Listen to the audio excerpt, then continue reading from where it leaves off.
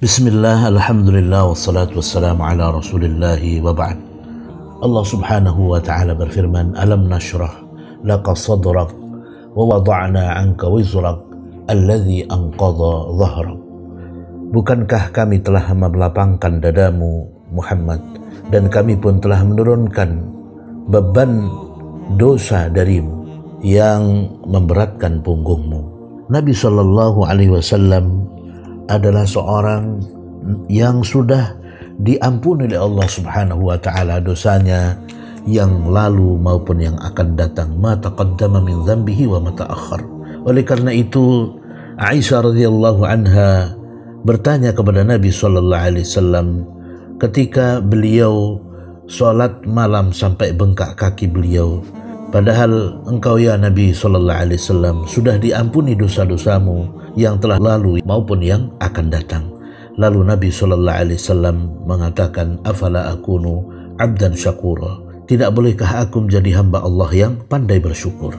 Nabi sallallahu alaihi wasallam dilapangkan dadanya karena beliau sudah tidak lagi punya beban dosa, sehingga hidupnya lapang, hatinya tenang dan lapang dadanya.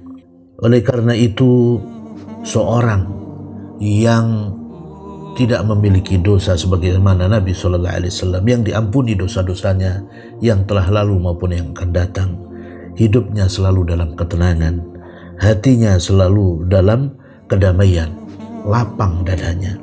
Oleh karena itu Imam Ibnul Qayyim rahimahullah menjelaskan terkait dengan masalah ini, tidaklah seseorang terjatuh dalam dosa-dosa dan maksiat kecuali karena dadanya sesak, hatinya sempit dan tidak lapang.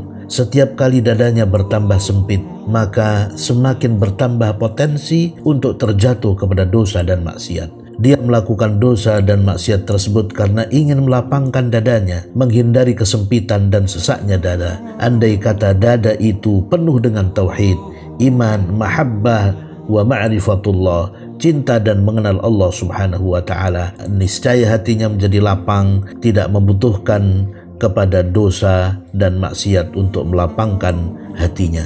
Subhanallah. Oleh karena itu seorang mukmin, seorang yang beriman kepada Allah subhanahu wa ta'ala, hendaknya dia tidak lari dan mencari sesuatu di luar ketaatan kepada Allah subhanahu wa ta'ala untuk melapangkan dadanya, untuk mengusir kegelisahan dan untuk mengusir berbagai macam kehidupannya yang sempit.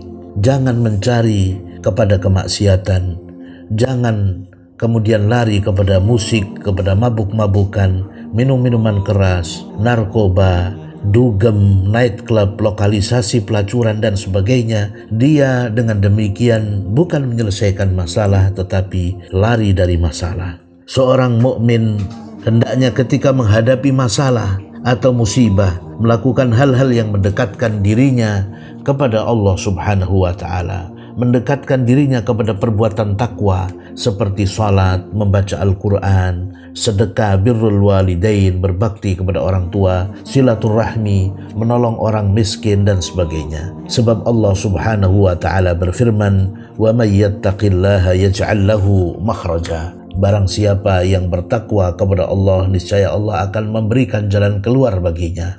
Jangan malah berbuat dosa dan maksiat. Insya Allah seseorang yang dekat kepada Allah selalu melakukan berbagai perbuatan takwa, akan dilapangkan hatinya, akan diluaskan dadanya, dan masalah-masalahnya akan segera teratasi, akan diberikan solusi oleh Allah subhanahu wa ta'ala, sehingga hidupnya menjadi tenang. Kuncinya jauhi dosa dan perbanyak perbuatan takwa.